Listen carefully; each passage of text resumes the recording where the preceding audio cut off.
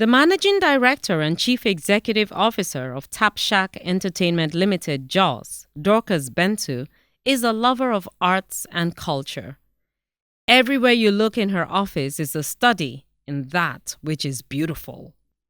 The beauty of nature, which she has worked to bring out in members of her troupe of entertainers, is replicated by the insistence on propriety and decent behavior, which she picked up at youth from a family that simply worked at being totally Christian.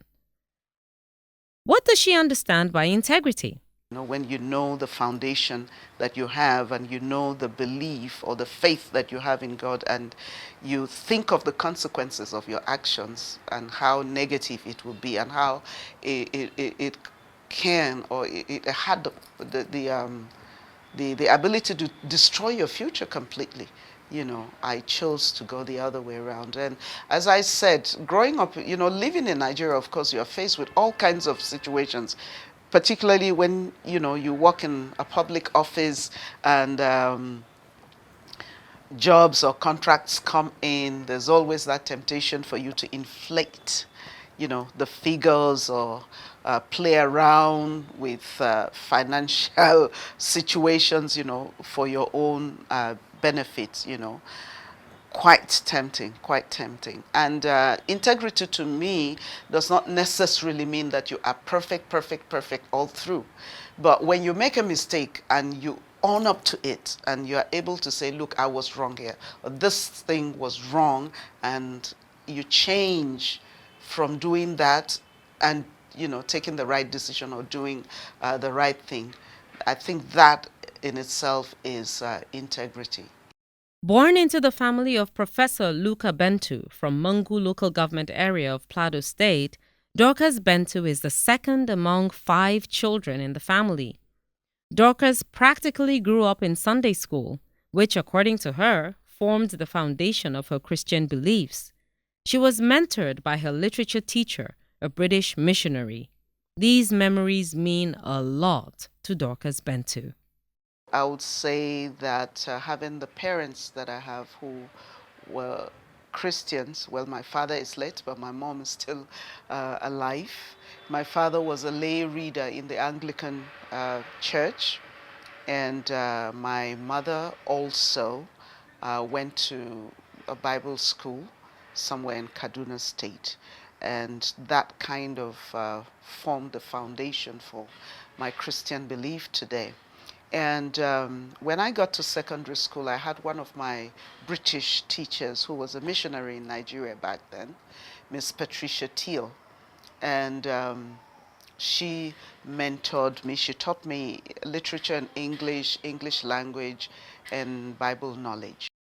Dorcas Bentu is the founder of the Christmas Village, one of Plateau State's cherished events with the objective of bringing families together to celebrate and create lasting memories of the birth of Jesus Christ. Bentu never loses an iota of excitement in the annual rehash of the birth of Jesus Christ at her cultural center.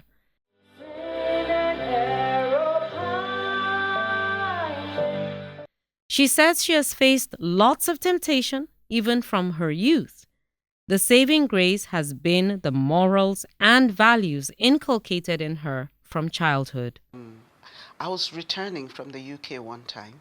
I was quite young at that time. I think I was between 21 and 22 years old, and I was flying in from Heathrow to Kano Airport, and I sat down next to this great society man, obviously a very, very rich man, and we chatted all the way through the flight from London.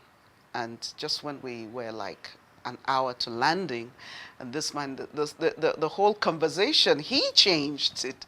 And it was like, oh, I am so and so, I have a lot of money, you don't need to go to Jos tonight, I have a guest house and you can stay there and blah, blah, blah.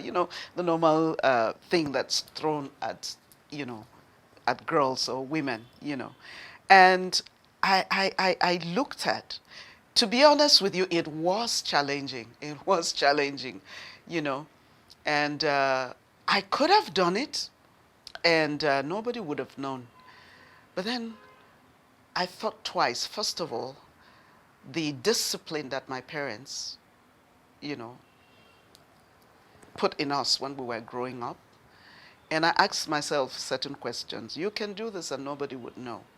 But how would you live with your conscience after this? And of course, when we dropped in Kano, I just picked an airport taxi and it brought me to Jos. But I must say that it was quite tempting. That's probably an experience some ladies of this age would fall for. But Bentu advises anyone who believes in decency of character to keep at it. And how about workplace temptation? Jobs or contracts come in, there's always that temptation for you to inflate, the figures or play around with financial situations, for your own benefit. Quite tempting, quite tempting. There is no real alternative to a life of integrity, Bentu says. But who is she in the eyes of others? When we met, it was a kindred spirit. The Native Americans use the word kindred spirit for people who have similar totems, similar mindset, similar flow, similar vibes. And our friendship has blossomed over 20 years and counting. You always have people who will say, okay, put this into the budget so that we can take care of ourselves. I mean, it's a common thing within our society, and she goes, hey, I will never forget this. One day she said to me, there's certain monies that you just need to learn how to walk away from.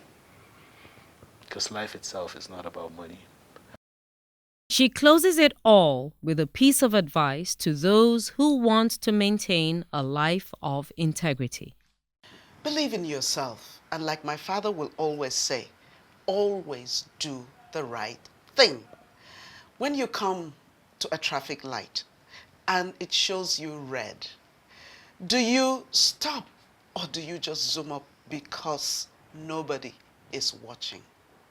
Integrity, really, is who you are when nobody is watching.